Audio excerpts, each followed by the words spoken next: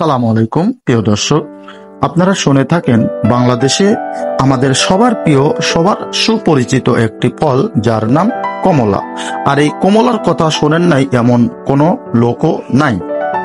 অত্যন্ত রসালো সুমিষ্ট ফলের বাগান সিলেট না হয় পঞ্চগড়ে, এই দুটো জেলাকেই আমরা জেনে থাকি।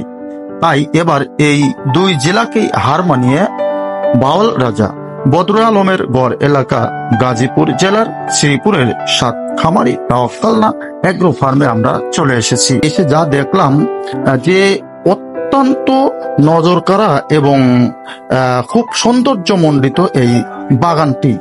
এই বাগানে অসংখ্য কমলা লেবুর গাছ রয়েছে। প্রত্যেকটি গাছে আসলে অত্যন্ত জনপ্রিয়ভাবে কমলা এসেছে। আর এই কমলার যে বয়স, আর কিছুদিন পরেই হয়তো এই কমলা বিক্রি করার জন্য তিনি খামারি উদ্যোগ নেবেন।